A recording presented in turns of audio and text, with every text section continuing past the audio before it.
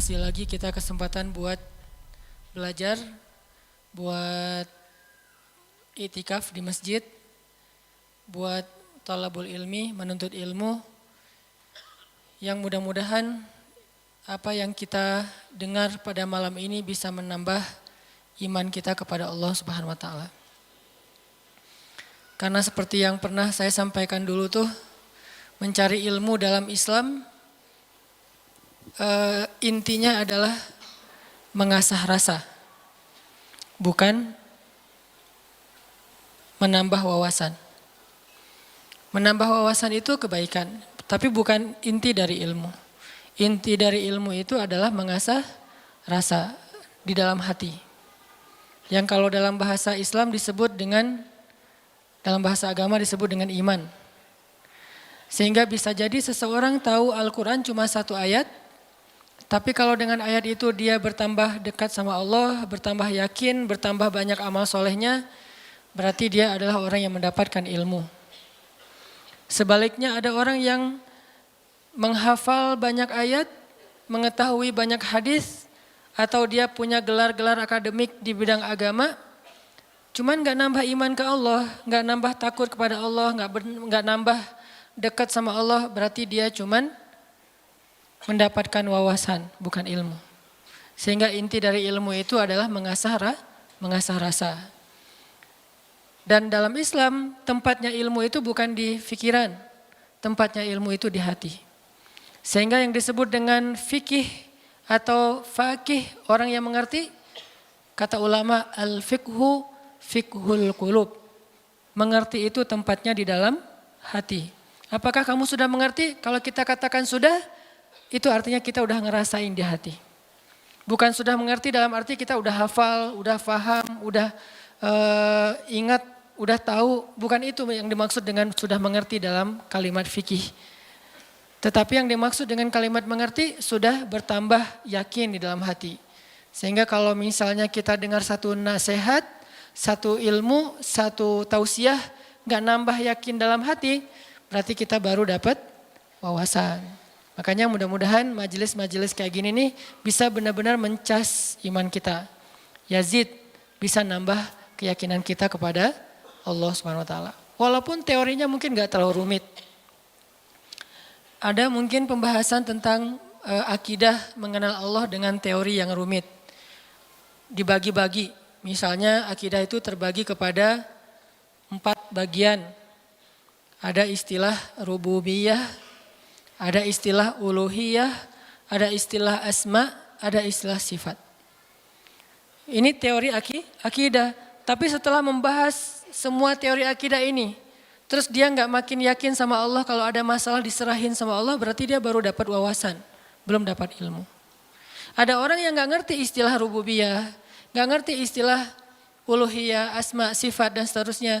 Tapi kalau lagi ada masalah dia bilang tenang aja ada Allah, dia dapat ilmu. Jadi kita jangan terlalu rumit dengan istilah, tapi berusaha untuk merasakan semua kebaikan-kebaikan dalam ilmu itu di dalam hati kita. Lagian kan kita nggak pengen belajar untuk dapat gelar akademis sebagai seorang LC, MA, doktor ya. Kan kita belajar pengen memperbaiki diri, sederhana. Dan kita juga tidak belajar agama untuk menjudge orang lain. Untuk menghakimi orang lain, untuk jadi bahan debat di sosial media. Kita belajar murni untuk memperbaiki diri karena kita sadar bahwa diri kita belum sempurna. Mudah-mudahan malam ini kita dapat apa yang kita cari. Terus makasih untuk kesekian kalinya buat teman-teman yang selalu hadir, yang istiqomah, yang bahkan diam-diam banyak yang datang dari tempat-tempat yang jauh, yang diam-diam banyak yang sudah berkorban untuk bisa hadir dalam majelis ilmu ini. Yang mungkin udah berusaha semaksimal mungkin untuk hadir lebih awal, tapi ternyata qadarullah tetap gak dapat tempat di dalam, harus tetap di luar. Maka mudah-mudahan Allah Maha tahu apa yang sudah teman-teman perjuangkan. Dan saya selalu nge-mention tentang anak muda Bandung kemanapun saya pergi, bahwa memang syiar teman-teman di Bandung ini udah tersebar di seluruh Indonesia. Bahkan mudah-mudahan udah tersebar di luar Indonesia, bahwa semangat hijrah anak-anak muda Bandung ditiru oleh anak-anak muda di tempat-tempat yang lain insya Allah. Sehingga kita dapat pahala dari kebaikan yang ditiru itu. Wa ja'alna lil muttaqina imama. Jadikanlah kami imam, teladan dalam ketakwaan. Jadi imam di sini bukan suami. Kalau itu masih lama kali ya. Imam di sini adalah teladan. Belum ada tanda-tandanya soalnya. Baik teman-teman, malam ini kita akan bahas tema plesetan dari salah satu grup band pada masanya. Yang tahu ini berarti usianya sekian. Saya juga nggak tahu karena masih muda. Nggak gaul makanya nggak tahu. Kalau nggak salah namanya Lamb of God ya. Jadi diplesetin jadi Mud of God. Tentang apa itu? Tentang, ini kalau yang plesetannya ya. Tentang gimana kita belajar memahami maunya Allah. Gimana kita belajar mengerti apa yang Allah kehendaki di dalam satu peristiwa kalau kita ngalamin sesuatu. Karena kalau kita nggak ngerti maunya Allah, nggak ngerti apa kehendak Allah di dalam apa yang kita alamin, kita jadi gampang putus asa. Kita jadi kadang-kadang malah berburuk sangka kepada Allah. Kalau udah berburuk sangka kepada Allah, pasti kita akan mengambil jalan-jalan yang harusnya kita hindari. Nah, kita belajar nih memahami Allah kayak gimana sih maunya. Dan orang yang dekat sama Allah ngerti banget yang gini-gini nih. Kita pengen belajar kayak gitu juga. Kan ada orang, sebutlah kita ya sama teman. Kita tuh udah dekat sama dia. Dari SD kita udah barengan. Sama-sama SD tapi beda SD-nya. Gak lucu ya? Gak ketawa gitu. Dari SD udah barengan, SMP barengan, SMA barengan. Kuliah barengan, nikah sendiri-sendiri. Nah udah dari dulu tuh kita udah kenal banget sama dia. Jadi kan kita udah punya feel ya. Udah ngerti banget lah, udah peka banget dia kayak gini, dia kayak gitu, dia lagi sedih, dia lagi marah, dia tersinggung. Kita udah ngerti banget nih. Begitu dia ngomong satu kata kita langsung ngerti. Misalnya dia ngomong apa gitu, oh berarti dia lagi gak enak hati nih. Dia WA aja nih. Di WA kalau dia bilang aku berarti lagi santai. Kalau dia bilang saya berarti dia lagi kayak ada masalah nih sama kita. Ya udah nanti saya tunggu di mana gitu. Oh kayaknya ada salah nih. Jadi kita peka karena kita ngerti dia. Terus ada apa yang kita lakuin tuh kita ngelakukan sesuai dengan, karena kita empati ya. Kita ngelakuinnya sesuai dengan apa yang nyaman buat dia. Terus kalau dia misalnya ngelakuin sesuatu kita ngerti kenapa dia melakukan itu. Enggak sampai seseorang suuzon. Kenapa ada orang suuzon sama dia? Karena gak ngerti sama dia. Kenapa ada orang yang salah sangka? Karena gak ngerti. Gitu juga kita ke Allah. Sahabat Nabi itu sangat mengerti Allah kayak gimana, Rasul kayak gimana. Sehingga ketika turun ayat Al-Quran, mereka bukan cuma ngerti teks atau makna dari ayat secara tekstual. Tapi mereka juga ngerti pesan di balik ayat itu. Ini berarti kita udah berusaha untuk berpikir dengan apa maunya Allah. Kalau bahasa agama dengan logika Rabbaniyah, bukan dengan logika ilmiah, tapi Rabbaniyah. Berpikir dengan logika Allah, bukan dengan logika kita doang. Contoh teman-teman, ketika turun ayat, salah satu ayat terakhir yang turun kepada Nabi di Al-Maidah. Al-yawma akmaltu lakum dinakum wa atmamtu alaikum ni'mati wa raditu lakumul Islam dinan. Hari ini telah aku sempurnakan untuk kalian nikmatku, singkatnya, dan aku ridhoi Islam sebagai agama bagi kalian. Ketika turun ayat ini, sebagian besar para sahabat bertakbir, Allahu Akbar, bahagia gitu. Kenapa bahagia? Karena ayat ini ayat berita gembira, artinya Islam udah sempurna. Islam sudah utuh, syariat udah beres nih. Tapi ada satu sahabat, yaitu Abu Bakar As-Siddiq, malah nangis ketika ayat ini turun. Ketika yang lain berbahagia. Ditanya sama sahabat yang lain, kayak Umar gitu, ya Abu Bakar, wahai Abu Bakar, kenapa kamu bersedih, kenapa kamu nangis? Bukankah ini ayat busyra, berita gembira? Kata Abu Bakar, ya ini ayat berita gembira. Terus kenapa kamu sedih? Soalnya kalau agama sudah sempurna, syariat sudah utuh, berarti tugas Nabi udah selesai. Kalau tugas Nabi udah selesai, berarti sebentar lagi Nabi akan kembali kepada Allah. Ini tanda-tanda perpisahan. Bisa dibilang kalau haji itu ada haji wada, ayat juga ada ayat wada, ayat perpisahan. Salah satu ayat perpisahan surat Al-Maidah ini. Barulah para sahabat yang lain realize dan mereka pun menangis. Ini berpikir merasanya itu udah benar-benar peka. Kalau bahasa kemanusianya empati gitu. Kayak saya pernah jalan sama istri.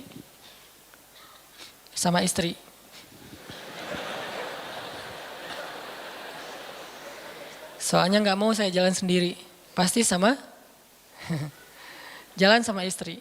Terus diajak sama temen makan seafood, ikan panggang. Istri saya tuh udah tahu kalau saya nggak biasa dan nggak masuk nih kalau makan ikan panggang. Paling mentoknya ikan goreng atau ikan di asam pedas gitu ya, garang asam. Tapi kalau yang panggang nggak masuk. Diajak sama teman saya, Ustadz ada ikan panggang enak banget nih seafood. Benar-benar makannya di samping laut. Saya kan gak enak nolak undangan ya. Oh ya boleh. Istri saya langsung lirik-lirik. Dan dia nanya, ada yang digoreng gak? Kenapa dia bisa langsung ngomong gitu? Kan tahu kan jawabannya? Nah, ada gak yang ngerasain kita kayak gitu kalau lagi jalan? Belum ya? Duh, maaf ya salah ngomong. Yang empati sama kita, yang ngerti banget kita maunya apa, nggak sukanya apa, dia langsung ngerti, langsung minta ikan goreng. Karena saya tahu saya nggak bisa makan ikan panggang. Atau ada yang ngajak makan kayak ada terasinya, ada jengkolnya. Ini enak banget nih segala macam promo gitu. Saya diem aja. Kan nggak mungkin saya bilang saya nggak suka jengkol, nggak suka terasi. Ternyata menu favorit restoran itu justru jengkol sama terasi. Istri saya langsung mesen apa gitu. Ada telur goreng misalnya. Ini artinya udah ngerti. Dan berpikir merasa dengan cara empati tadi, peka. Bisa nggak kita ke Allah kayak gitu? Sehingga ketika Allah memberi kita satu hal yang kita sebut musibah, kita sebut kayak ujian, akhirnya kita tahu gimana maunya Allah, apa ada yang ada di balik suatu peristiwa yang kita alamin.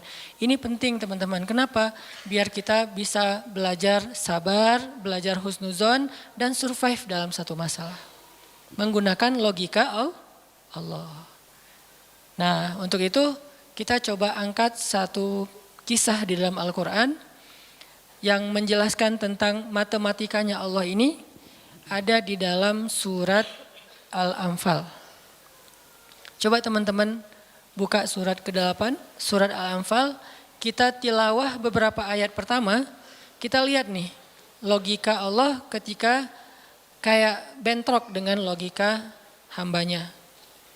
Yaitu surat Al-Anfal ayat 5. Kita baca ayat 5 sampai ayat 8. Ini salah satu peristiwa ketika logika Allah kayak bentrok dengan logika manusia. Kepengennya Allah beda sama kepengennya hamba.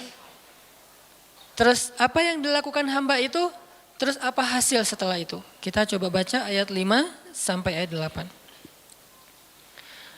A'udzu billahi minasy syaithanir rajim. Silakan.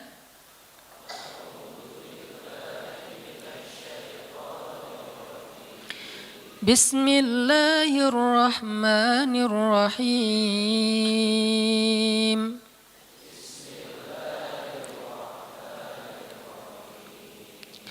كما أخرجك ربك من بيتك بالحق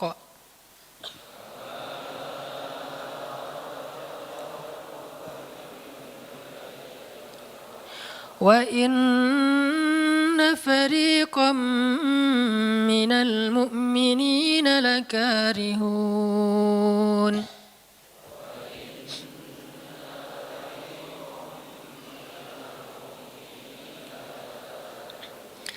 يجادلونك في الحق بعدما تبين كأنما يساقون إلى الموت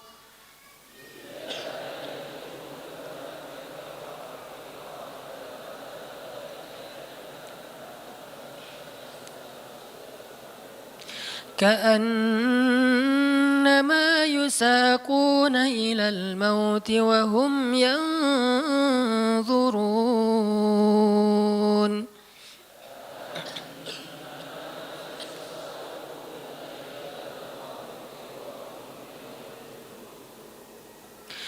وإذ يعدكم الله إحدى الطائفتين أنها لكم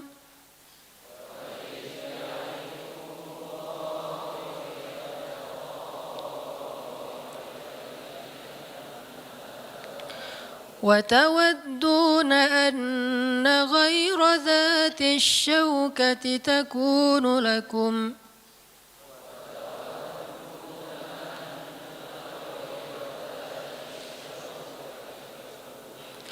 ويريد الله أن يحق الحق بكلماته ويقطع دابر الكافرين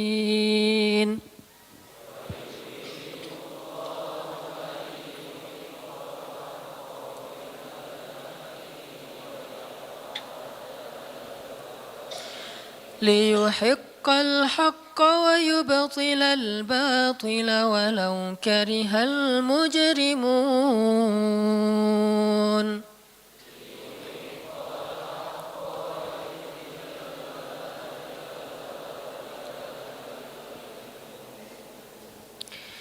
yaitu sebagaimana Tuhan kalian telah menyuruh kalian untuk pergi dari rumah kalian dengan sebenar-benarnya.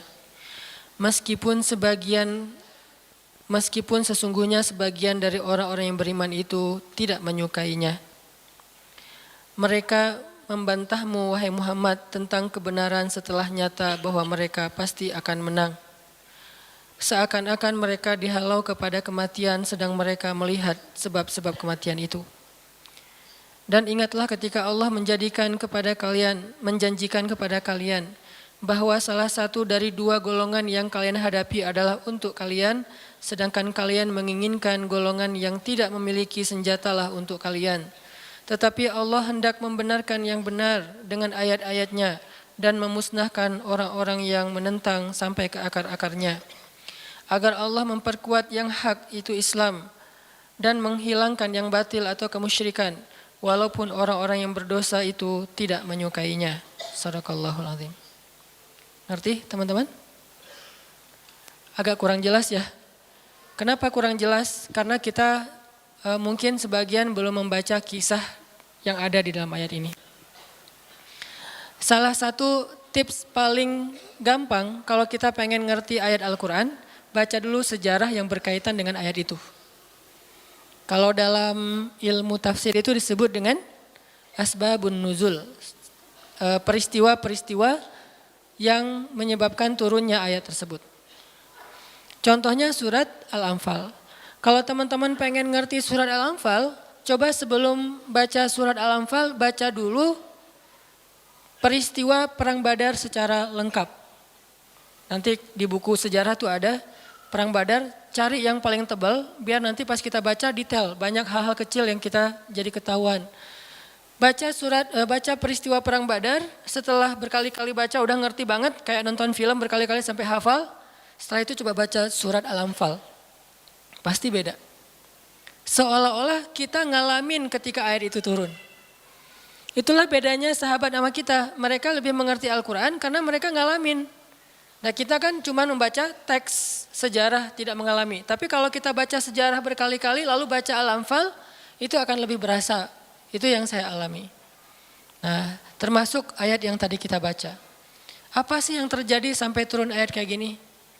Yang terjadi dulu di tahun kedua setelah Nabi hijrah ke Madinah, orang-orang Mekah yang dipimpin oleh Abu Sufyan mau berdagang ke Syam. Apa yang mereka bawa dalam karavan dagang? harta-harta orang Islam yang dirampas ketika orang Islam hijrah ke Madinah. Jadi kayak misalnya Abu Bakar hijrah ke Madinah, harta Abu Bakar yang ditinggalin di Mekah itu dirampas sama Abu Sufyan. Terus ada Suhaib bin Amr Ar-Rumi hijrah ke Madinah, semua harta yang ditinggalkan di Mekah, pasarnya, ladangnya, ternak-ternaknya diambil oleh Abu Sufyan lalu didagangkan ke Syam.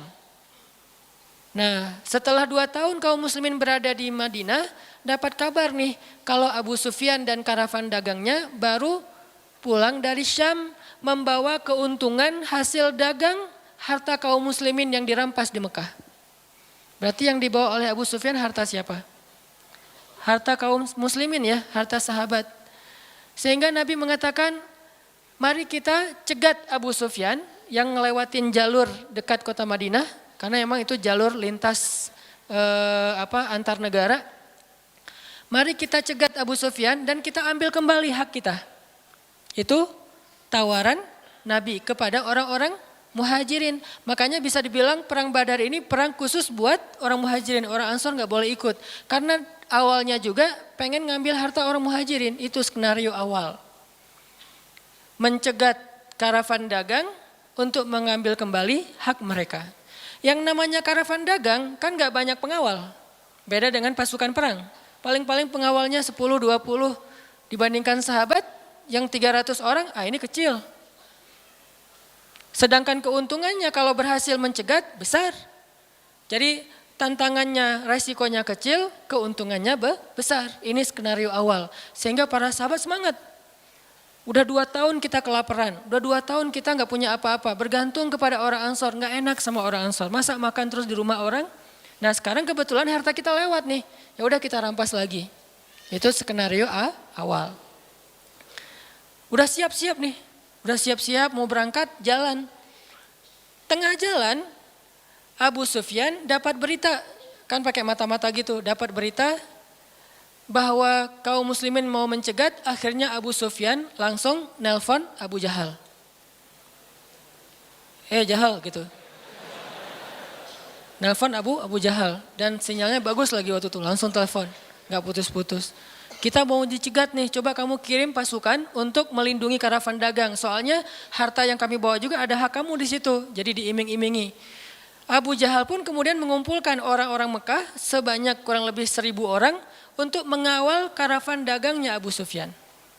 Langsung melesat, satu pasukan bergerak cepat sehingga sekarang ada 2 target. Satu karavan dagang, satu lagi pasukan militer yang jumlahnya 1.000 orang. 3 kali lipat lebih banyak dari kaum muslimin. Tiba-tiba turun ayat kepada Nabi. Terus Nabi mengatakan kepada para sahabat, wahai para sahabat, sekarang kita punya 2 pilihan. Mau tetap mencegat Abu Sufyan atau kita sekarang malah beralih ke Abu Jahal dengan pasukannya. Sok pilih yang mana kalian. Kaum muslimin sebagian besar memilih tetap seperti rencana awal mencegat karavan dagang. Jangan mencegat pasukan. Ngapain kita capek-capek perang sama Abu Jahal, untungnya nggak ada.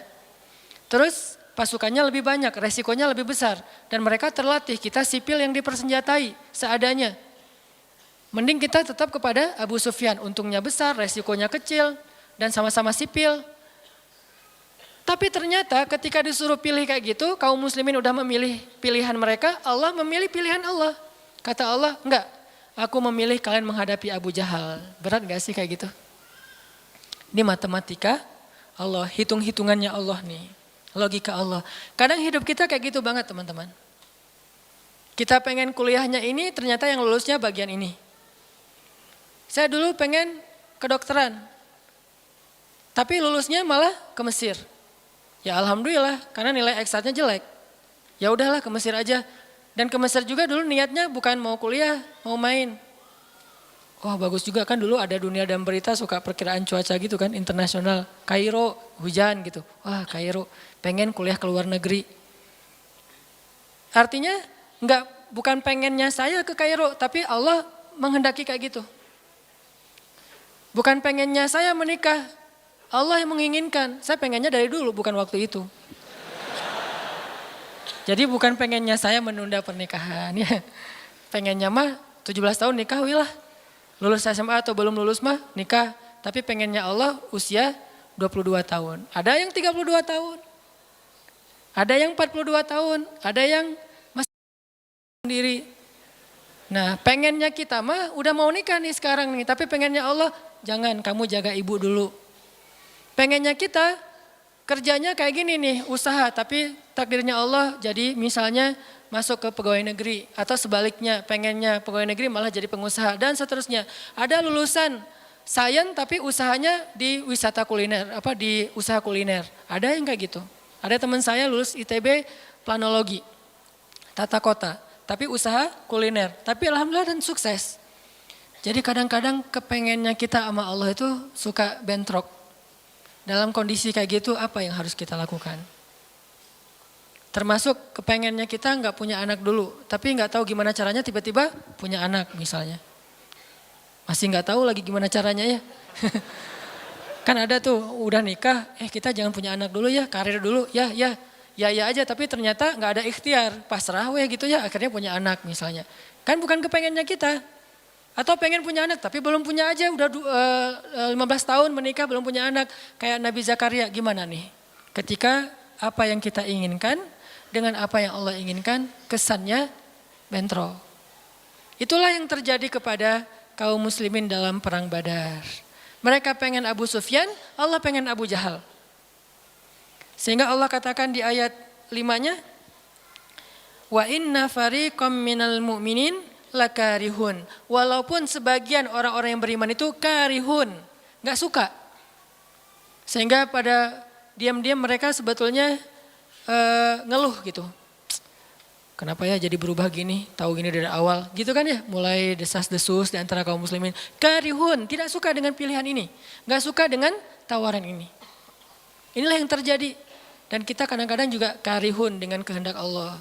Karihun, kenapa sih harus kayak gini? Kenapa sih saya hidupnya gini-gini amat? Kenapa saya yang diperlakukan kayak gini? Kenapa? Dulu ada satu tips, katakan saja la'allahu khair.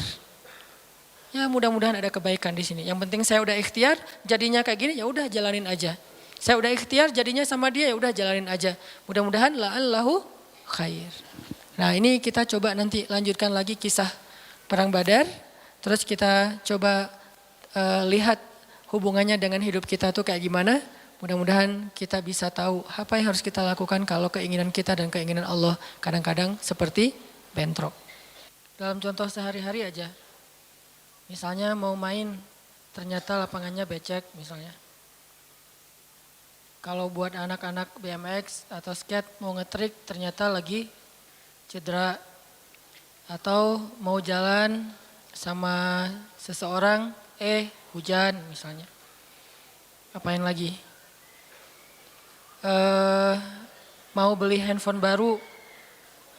Ternyata usaha kita yang tadi kita udah pikirin ada untungnya malah rugi.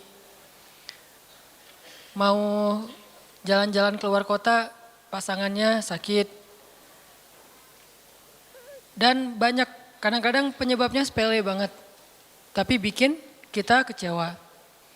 Nah gimana caranya kalau kondisinya kayak gitu? Sama kayak para sahabat dulu dalam perjalanan umroh. Pengen umroh. Ternyata udah sampai di perbatasan kota Mekah, gak boleh masuk, disuruh pulang lagi ke Madinah. Itu kan diceritain dalam surat Al-Fat ya. Tentang perjalanan umroh yang berakhir dengan malah perjanjian Hudaybiyah. Niatnya pengen umroh tapi endingnya perjanjian. Yang isi perjanjiannya, poin-poinnya kayaknya ngerugiin umat Islam banget. Tapi kan Allah punya rencana dan rencana Allah pasti yang terbaik daripada rencana kita. Masalahnya gimana kita bisa ridho, bisa rela kalau kondisi itu terjadi dalam hidup kita. Kita sih yakin, ini adalah qadarullah, keinginan Allah. Tapi bikin kita yakin itu jadi berbuah, yakin itu kan kayak pohon ya. Iman itu adalah pohon. Gimana biar pohon ini berbuah? Salah satu buahnya itu adalah sifat ridho, sifat nerima. Sehingga dengan sifat ridho itu akhirnya kita punya kebaikan. Kebaikannya jadi bisa survive, tenang hadapi masalah. sabar dan seterusnya. Nah, gimana caranya? Setelah kita dapat sesuatu, kita yakin kepada Allah terus jadi ridho. Nah, ini belajar matematikanya Allah Subhanahu wa taala. Dan itulah yang terjadi dalam perjanjian Hudaibiyah, terjadi kepada Siti Maryam yang tadi dibacain suratnya. Maryam gak pengen punya anak tanpa suami. Kalaupun harus punya anak, nikah dulu. Tapi Allah punya rencana lain. Rencana manusia punya anak setelah nikah. Lagian Maryam lagi belum siap menikah nih. Belum ada cowok yang pantas buat Maryam. Justru karena itulah Allah beri dia anak tanpa laki-laki, tanpa suami. Kenapa? Gak ada suami yang pantas buat Maryam. Mungkin satu-satunya lelaki yang pantas buat Maryam cuma Nabi Muhammad. Tapi kan beda zaman. Masa Maryam harus nunggu Nabi Muhammad 300 tahun lagi kan ya? Nah, ternyata karena nggak ada yang pantas buat dia, akhirnya dia punya anak tanpa harus melalui seorang suami. Mungkin kita terlalu soleh sehingga nggak ada yang pantas buat kita. Pantasnya cuma bidadari, ya udah di akhirat nikahnya. Husnuzonnya mah ya. Mungkin di atas nih nggak ada yang pantas jadi imamnya, soalnya terlalu solehah. Jadi imam juga kayak ragu gitu. Aduh, ngimamin dia, hafalannya udah luar biasa, bacaannya lebih bagus, guru tahsin lah gitu. Saya baru belajar pratahsin, masa mau jadi imam seorang cewek yang guru tahsin? Karena dia terlalu keren, akhirnya nggak ada yang pantas buat dia nih. Maryam kayak gitu banget. Karena terlalu keren, terlalu soleh, sampai ulama aja ragu Maryam ini nabi atau bukan gitu.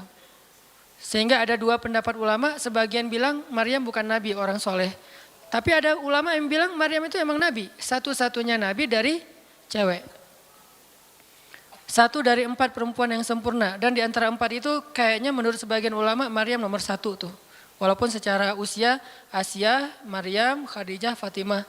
Tapi Maryam itu paling keren lah. Tiba-tiba hamil, datang cowok keren, baju putih, jubah putih, auranya tuh luar biasa, pokoknya cowok paling keren aja. Sampai Maryam kaget dan berta'awuz. Inni a'udzu birrahmani minka in kunta taqiyya. Aku berlindung kepada Allah dari kamu. Ketemu cowok keren malah berlindung, bukan bersyukur, coba. Duh, keren banget ya, astagfirullah, auzubillah, gitu kan ya. Nih Maryam nih, duh ceweknya keren banget. Udah lama ngelihat baru auzubillah, enggak. Dari awal auzubillah. Kenapa? Ada pasangan di sebelah gitu. Ada istrinya. Nah, Maryam langsung ta'awuz, inni a'udzu birrahman minka in kunta taqiyya. Kata Jibril, cowok keren itu ternyata namanya Gabriel. Kata Gabriel, innama ana rasulu rabbik li'ahaba laki ghulaman zakiyya. Jangan takut Maryam, aku itu utusan Tuhanmu, artinya malaikat yang pengen ngasih kamu anak yang sangat suci. Kata Maryam, anna yakunu li ghulam, gimana saya akan punya anak, walam yamsasni basyarun. Gak ada seorang laki-laki pun yang pernah nyentuh saya, nyentuh aja gak pernah. Walam aku baghiyya, dan saya juga tidak pernah merendahkan diri depan laki-laki, artinya berbuat dosa. Anna yakunu li ghulam, gimana caranya saya punya anak? Kata Jibril, kadzaliki qala rabbuki huwa alayya hayyin. Itu udah kehendak Allah, kehendak Allah. Dan itu hayyin, mudah banget buat Allah Subhanahu wa taala. Sepele banget lah buat Allah. Fahamalat, tiba-tiba Maryam hamil. Fantabadat bihi makanan qasiyya. Karena Maryam malu ketahuan hamilnya, akhirnya Maryam pun pergi ke suatu tempat yang terpencil, qasiyya, Aqsa. Aqsa itu artinya tempat yang jauh. Masjidil Aqsa disebut Al-Aqsa karena dia jauh dari Masjidil Haram. Kalau Madinah kan dekat.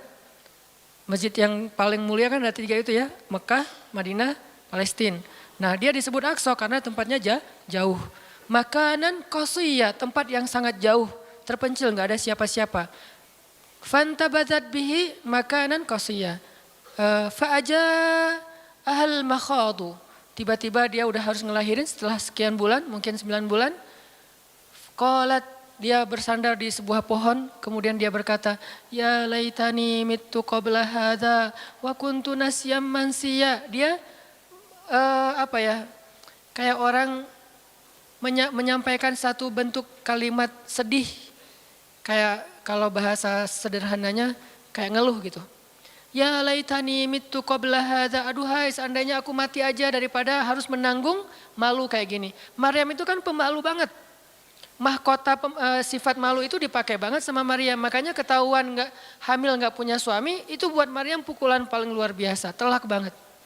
Walaupun dia nggak berbuat dosa, tapi tetap aja orang kan ngata-ngatain dia. Ditambah lagi Bani Israel, tahu sendiri kan Bani Israel suka banget viralin fitnah. Ada apa viral langsung di Bani Israel teh. Maryam hamil di luar nikah, viral. Semua orang ngomongin mana Maryam. Terus rumahnya tuh dilemparin batu karena dianggap sebagai pembawa sial bagi Bani Israel. Dasar Maryam ngaku-ngakunya suci, sok suci segala macam.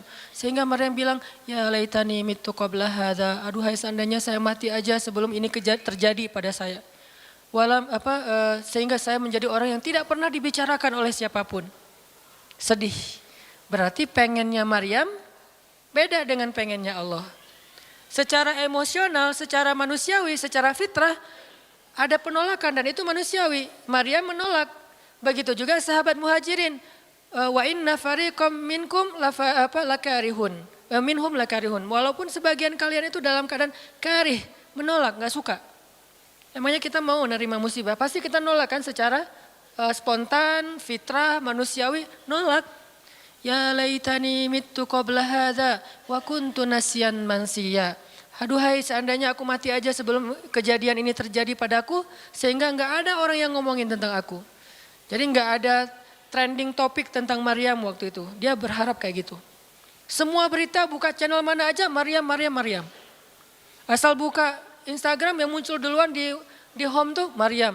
Viral banget, semua orang ngomongin Maryam. Sehingga Maryam bayangin, semua orang ngomongin kita se-Indonesia. Karena emang sebelumnya kan Maryam memang selebgram banget kan. Semua orang pengen nge-following Maryam. Jangankan yang cewek-cewek, yang cowok juga pengen nge-following Maryam. Cuman gak ada yang pantas. Semuanya kagum sama Maryam, respect. Tiba-tiba berubah. Kalau gak naik, jatuh kan gak berasa nih. Kita gak naik jatuh, paling keseleo dikit. Tapi kalau naiknya udah terlalu tinggi jatuh, kan lebih sakit nih. Maryam tuh naiknya udah terlalu tinggi. Saking tingginya sampai Nabi menyebut dia satu di antara 4 yang sempurna di muka bumi. Gak ada perempuan yang sempurna kecuali 4 itu. Itu benar-benar dipuja-puja tuh Maryam. Pengen punya anak nanti namanya Maryam. Pengen punya istri kayak Maryam. Pengen punya ibu kayak Maryam. Pokoknya Maryam itu idola banget tuh di zaman tersebut. Bani Israel kalau suka lebaynya luar biasa. Kalau benci, wah noraknya juga luar biasa. Itu Bani Israel. Berlebihan gitu. Kalau suka habis-habisan sampai dijadikan Tuhan kan dulu mereka pernah mengangkat seorang laki-laki yang soleh jadi Tuhan. Namanya Uzair. Uzair. Disebut sebagai anak Tuhan. Kemudian juga Isa juga gitu. Bani Israel tuh luar biasa kalau suka. Kalau benci, wah habis-habisan juga tuh dijelek-jelekin. Kayak mereka ngejelek-jelekin Musa, Harun. Kalau Harun gak terlalu sih Musa. Kayak mereka ngejelek-jelekin Nabi, malaikat malaikat Jibril. Kan Bani Israel paling gak suka sama Jibril ya. Jadi gak ada orang Yahudi nama anaknya Gabriel tuh gak ada. Rata-rata nama anaknya Michael. Karena mereka senang banget sama Mikail, gak suka sama Jibril. Kenapa? Jibril itu kalau turun pasti bawa perintah. Wahyu kan? Jibril mah hese, bawa perintah wae gitu. Bawel Jibril menurut mereka. Kalau Mikail keren, bawa rezeki, bawa rahmat, bawa apa. Sehingga mereka senangnya sama Mikail. Dibikinlah film Jin versus Gabriel. Malah nggak yang baik itu waktu itu Jin. Kan banyak tuh film-film kayak gitu tuh. Itu memang dari dulu kayak gitu. Nah Maryam naik tinggi, dipuja-puja semua orang. Maryam kalau ketemu Maryam fallback dong gitu-gitu. Pada wah pokoknya heboh aja sama Maryam. Tiba-tiba ada kasus, Maryam kan jatuhnya dalam banget sehingga Maryam tuh nggak siap perasaannya. Bukan karena dia sombong dan senang dipuja, tapi memang dia orang yang selama ini nggak melakukan kesalahan apapun, tiba-tiba dihadapkan dengan tuduhan yang sangat-sangat menyedihkan. Mirip dengan yang dialamin oleh Aisyah dituduh selingkuh. Orang sekelas Aisyah dituduh selingkuh kan berat banget. Kita aja dituduh macam-macam udah wah sedih kan, apalagi Aisyah. Sekelas Aisyah yang terjaga dituduh selingkuh. Maryam terjaga dituduh selingkuh. Ternyata diam-diam Maryam banyak banget ada versi gosip dia melakukannya dengan rahib. Ada gosip melakukannya sesama murid di Al-Aqsa. Ada gosip melakukan dengan Zakaria. Banyak gosip. Berat banget buat Maryam. Sehingga Maryam mengatakan, ya laitani mittu qabla hadza wa kuntu nasyan mansiya. Aduhai seandainya aku mati aja. Aduhai seandainya dulu aku gak bikin akun Instagram. Pasti gak akan jadi apa-apa gitu. Nyesel udah punya akun. Udah gitu banyak lagi yang ngomongin. Akhirnya turun ayat. Turun lagi Jibril. Turun malaikat. Fanadaha min tahtiha alla tahzani qad ja'ala rabbuki tahtaki sariyya. Dipanggillah Maryam oleh malaikat itu. Ya Maryam, la tahzani. Kalau Abu Bakar, la tahzan. Kalau Maryam, la tahzani. Dua orang yang disebutkan kalimat la tahzan di dalam Al-Quran. La tahzan, innallaha ma'ana. Siapa? Abu Bakar. Kalau Maryam, la tahzani, qad ja'ala rabbuki tahtaki sariyya. Jangan sedih wahai Maryam, gak usah khawatir. Allah udah memunculkan mata air di bawah kakimu. Artinya Allah yang akan merawat kamu, Allah yang akan ngebelain kamu, Allah yang akan deketin kamu, Allah bersama kamu wahai Maryam. Apa pelajarannya di sini teman-teman? Ketika Allah menggunakan logikanya yang kita tidak bayangkan, yang awalnya kita tolak, itu artinya Allah sedang memberikan kita kesempatan hanya akan ditolong oleh Allah saja, tidak oleh makhluk.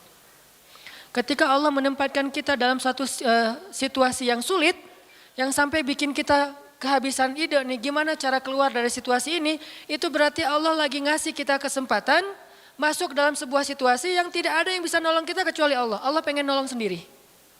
Dan pertolongan Allah itu ajaib.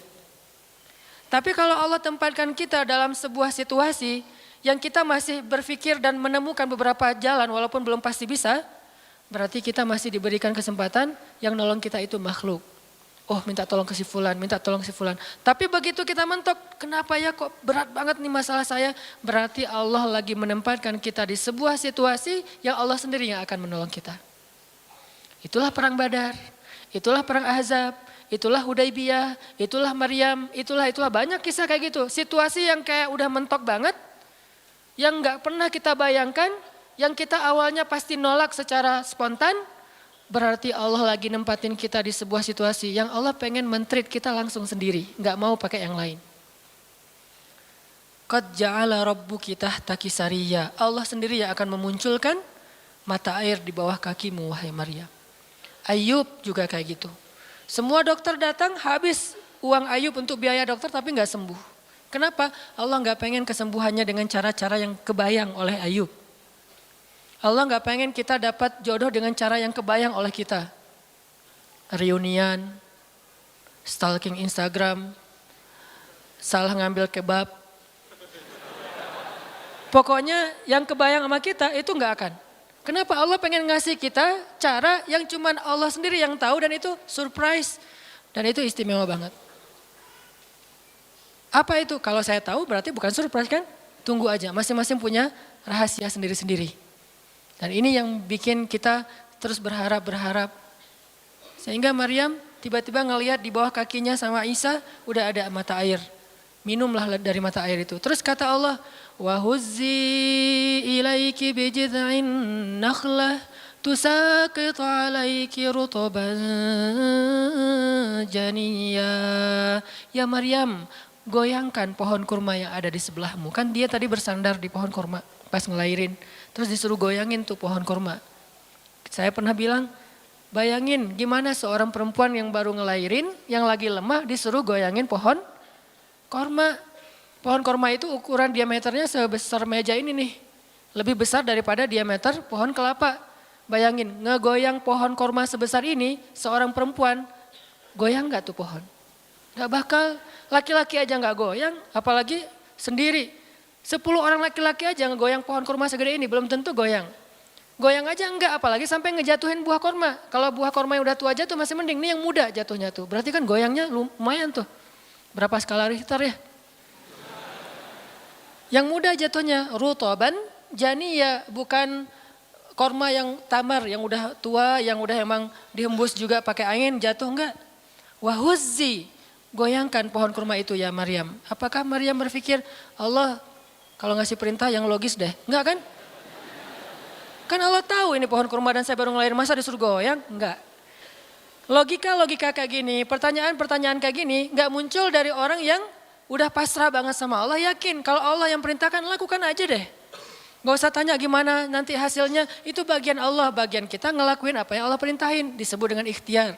Kadang-kadang ikhtiarnya nggak nyambung dengan hasil, tapi Allah suruh, ya udah lakuin aja. Maryam pegang tuh pohon, baru digoyang dikit udah langsung berguncang. Tusakit alaiki, jatuhlah, bukan jatuh, berjatuhanlah, berarti banyak nih. Berjatuhanlah untukmu rutoban janiya, buah-buah kurma yang masih muda tapi manis. Artinya apa? Hasilnya Allah yang pilih.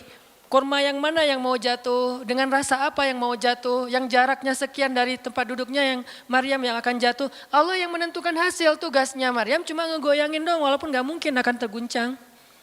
Ini iman, belajar iman. Allah yang suruh ya sudah saya lakukan. Allah suruh ikhtiar ya saya ikhtiar, Allah suruh berobat ya saya berobat. Tapi hasilnya Allah yang nentuin kayak gimana caranya.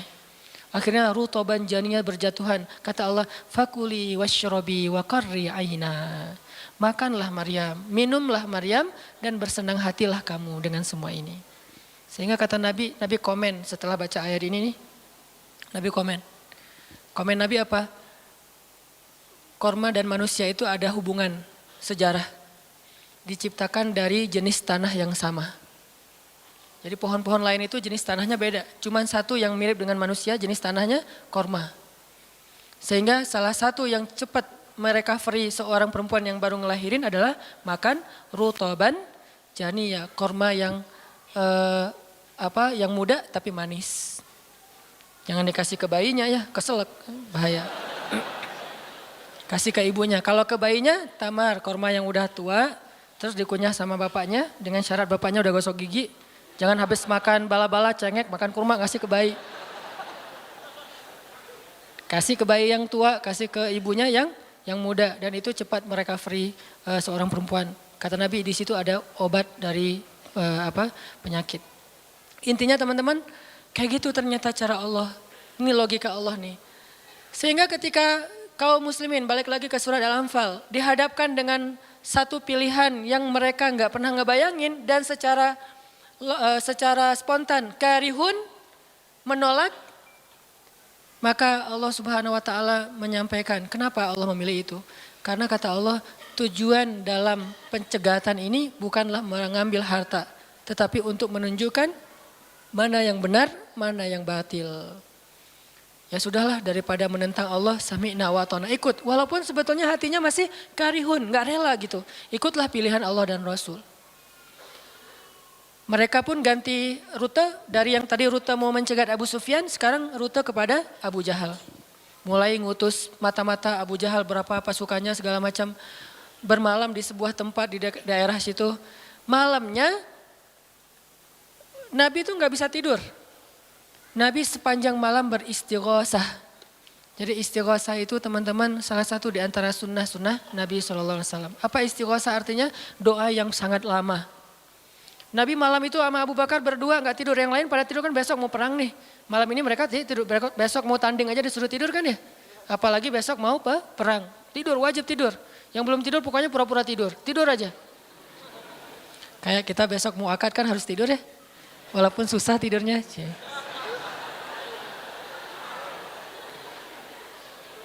Pokoknya kalau mau akad nggak bisa tidur teman-teman. Ngapain? Ngafal aja, saya terima kok. Nanti takut salah saya tolak kan bahaya. Udah diizinin sama calon mertua masih ditolak. Nah malamnya pada tidur kecuali 2 orang. Rasul sama Abu Bakar. Selalu berdua orang ini nih pokoknya soulmate banget. Direkam soulmate-nya di Al-Quran. Rasul beristighosah, doa yang sangat khusyuk. Berharap banget, panjang lagi doanya sepanjang malam. Sampai Nabi mengangkat kedua tangannya itu nggak gini, tapi gini. Pernah nggak doa kayak gini? Nah makanya masih sendiri ya. Coba istighosah, ya Allah. Langsung tuh. Jadi kalau doa jangan gini doang, apalagi gini santai. Sesekali doa, Allah. Ternyata belum, naik lagi sampai mungkin. Dan itu ada sunnahnya, Nabi berdoa dengan, kan Nabi berdoa kadang mengangkat tangan, kadang tidak mengangkat tangan, kayak doa sehari-hari masa angkat tangan kan ya. Kayak mau makan misalnya, Bismillahirrahmanirrahim amutu wa ahya. Allahumma barik lana gitu ya. Kan nggak harus ngangkat tangan. Sarewai ini. Nah, udah kadang Nabi doanya gini, nelunjuk. Bukan perintah Allah, ya Allah kasih lo ya, enggak. Nelunjuk dengan filosofi Arab sama filosofi Indonesia beda. Makanya jangan menerjemahkan teks Arab dengan konteks kita, dengan persepsi kita. Terjemahkan dengan persepsi bahasa sendiri. Apa sih maksudnya? Gitulah. Jadi di Arab tuh kalau gini bukan merintah. Gini tuh artinya cuma engkau yang saya harapin ya Allah gitu maksudnya. Jadi kalau ya Allah itu maksudnya engkau doang yang saya harapin, iya karena budua iya karena selain gitu. Bukan ya Allah pokoknya harus ya bukan. Kalau kita pakai dengan logika kita kan kok doa sih gak sopan sama Allah kayak gitu-gitu amat. Kalau ke manusia mungkin gitu agak kurang sopan. Kalau ke Allah sopan. Bisa gini, bisa biasa aja, bisa gini. Gini juga ada beberapa level. Ada yang gini sampai ke paling atas. Biasanya yang paling atas tuh bab jodoh sih.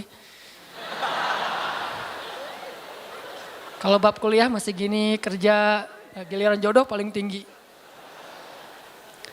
Apalagi kalau udah jodohnya balikan sama mantan. Itu kayaknya naik kursi. Lebih tinggi lagi. Jadi malam itu Nabi beristighosah. Sampai syal beliau jatuh, nangis, janggut beliau basah dengan air mata. Nangis panjang malam, ya Allah jika besok kami kalah perang, terbunuh semua. Mungkin di muka bumi ini gak akan ada lagi orang yang menyebut la ilaha illallah. Abu Bakar ngambil rida syalnya Rasul ditaruh lagi. Cukup bagimu ya Rasulullah, cukup ya Rasulullah. Allah udah mendengar. Abu Bakar menenangkan Rasul, tapi Rasulullah terus saja gitu. Kayak kita lagi doa kata teman, udah Allah udah dengar, taruh dulu. Kalau kita mah gitu ya. Nah, tapi jangan dibayangin gitu, Rasulullah pasti khusyuk banget gak kayak kita. Udah selesai berdoa, pagi-pagi sahabat riuh. Innalillah gitu. Kalau kita kan innalillah pasti ada yang meninggal ya. Siapa yang meninggal? Enggak, innalillah itu musibah, enggak harus selalu orang meninggal. Ya Rasulullah maafkan kami. Kenapa? Ternyata sebagian para sahabat malam itu digoda oleh syaitan sehingga semua pada mimpi basah, maaf. Tapi kayak gitu emang sejarahnya. Bukan semua, sebagian besarnya mimpi basah. Sehingga pas bangun mereka dalam keadaan junub, kotor, tidak suci, tapi enggak ada air. Untuk wudhu aja kurang, apalagi untuk mandi. Dan mandi junub kan harus semuanya. Sedangkan besok mereka mau berperang melawan musuh dalam keadaan tidak suci. Ini kayak pertanda buruk gitu. Dan mereka merasa mentalnya makin drop. Tiba-tiba Allah beri ketenangan buat mereka. Turun air hujan. Malam itu hujan turun. Hujannya hujan lokal lagi. Camp kaum muslimin hujan. Camp orang kafir enggak? Hujan. Nyebrang-nyebrang. Hujan enggak. Yang namanya di Indonesia gitu. Di camp kaum muslimin hujan, di campnya orang kafir enggak hujan. Akhirnya pada mandi, alhamdulillah, Allah Akbar. Itu nanti ada ayatnya setelah itu, coba nanti baca lagi halaman kedua. Ketika ada adegan hujan segala macam, itu ceritanya kayak gitu. Akhirnya makin mantap, alhamdulillah bisa mandi, wudhu, minum. Baru mereka yakin bahwa ini adalah benar-benar perintah Allah.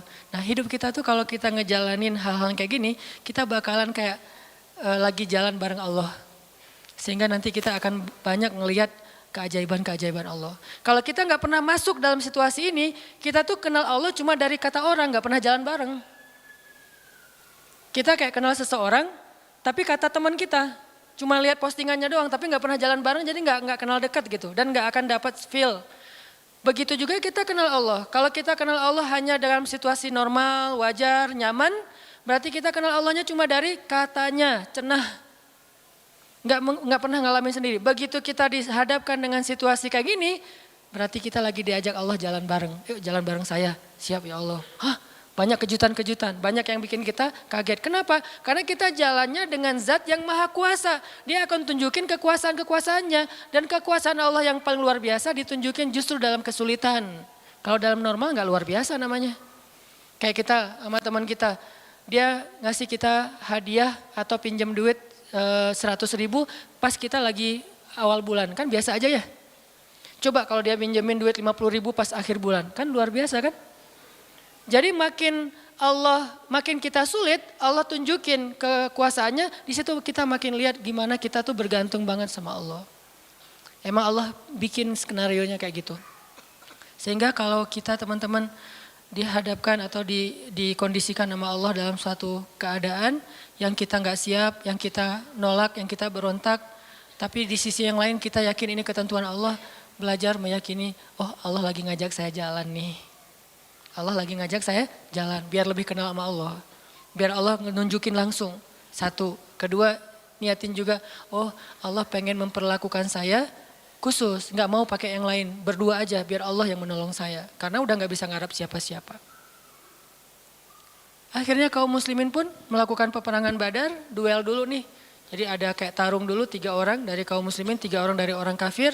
Tarung salah satunya jagoannya Nabi, kesayangan dan kebanggaan Nabi banget, anak muda yang bernama Ali bin Abi Thalib. Ali maju, kalah musuh, terkapar 3-3-nya mati.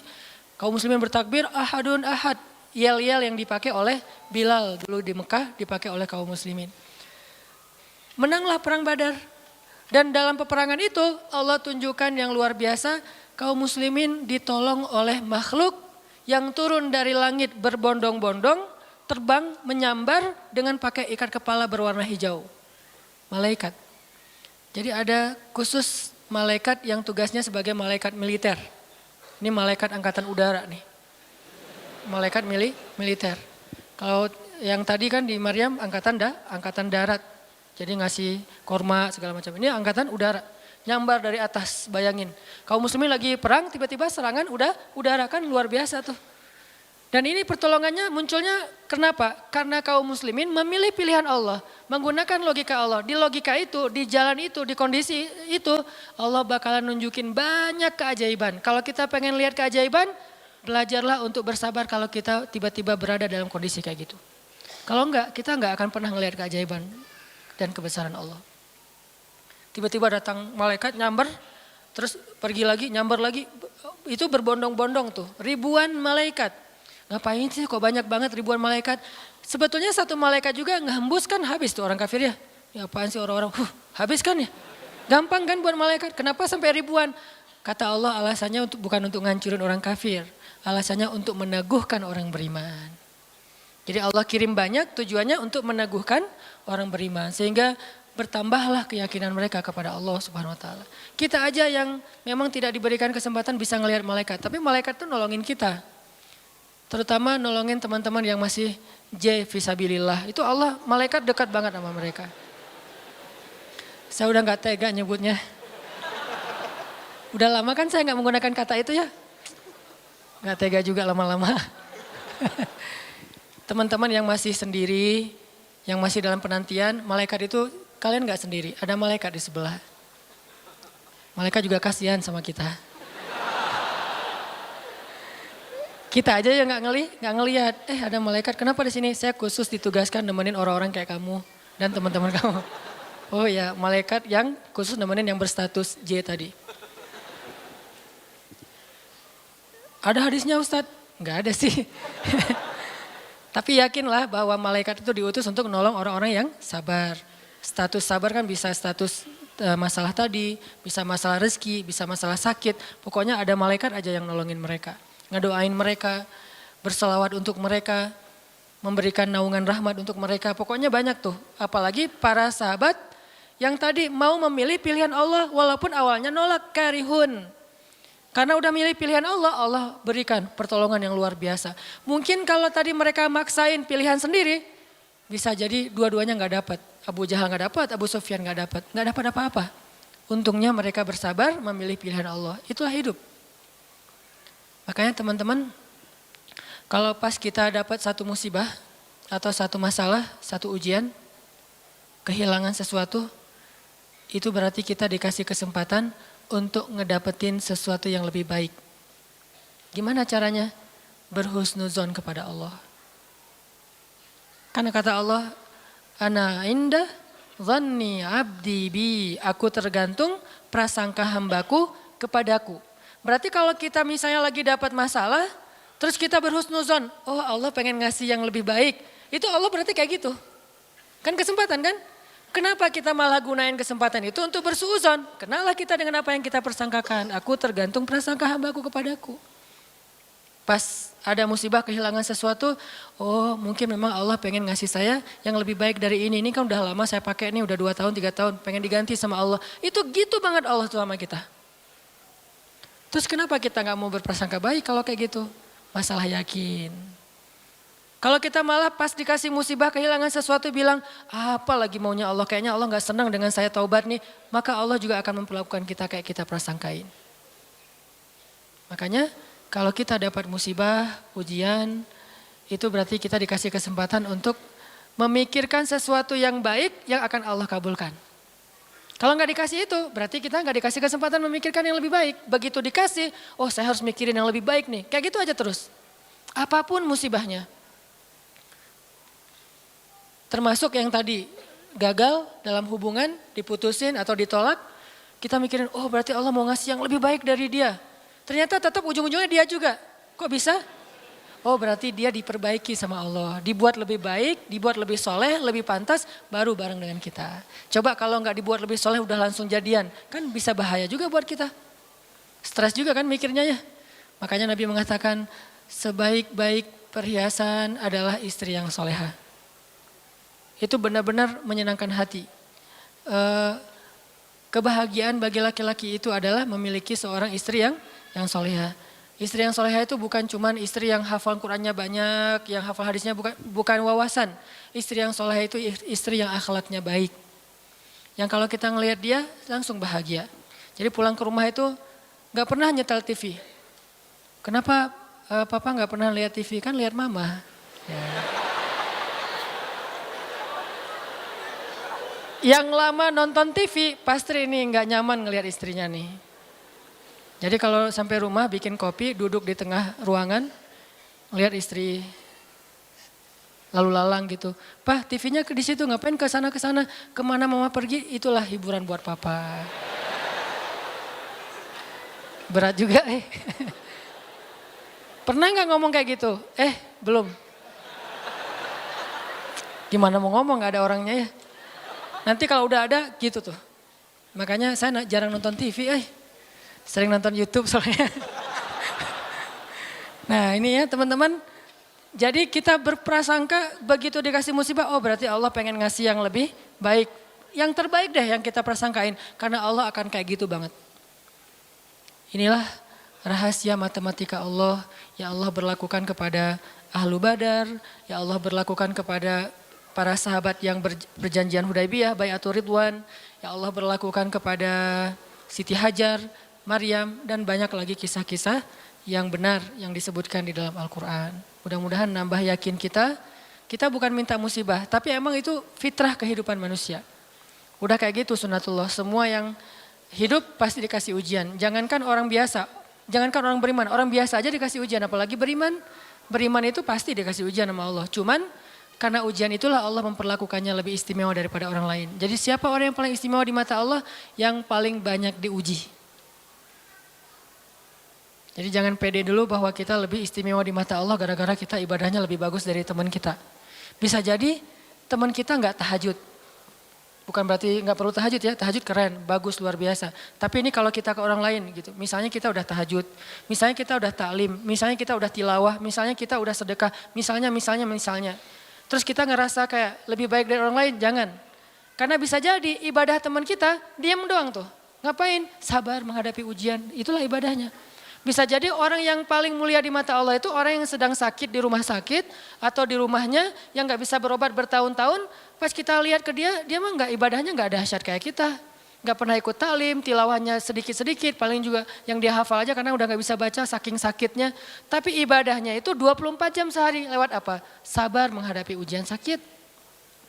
Berarti bisa jadi teman kita yang baru diputusin itu lebih mulia daripada kita yang baru jadian. Jadi jangan ngeledekin ya, jangan suka membuli lah. Karena yang dibully itu bisa jadi lebih mulia daripada yang membuli. Astagfirullahaladzim. Ya. Itulah teman-teman kajian tentang matematika Allah. Mudah-mudahan kita mengerti. Maksud mengerti di sini meyakini bisa bertambah yakin sama Allah dan bisa diterapin. Tadi kalau dikasih ujian berarti kita punya kesempatan berprasangka baik supaya kita dapat apa yang kita prasangkakan. Kalau dikasih ujian berarti Allah pengen ngajak kita jalan berdua nih. Kalau dikasih ujian berarti Allah pengen memperlakukan kita secara khusus. Nggak mau yang lain bantu kita, pengen Allah doang yang bantu. Dan itu keistimewaan dari Allah untuk kita.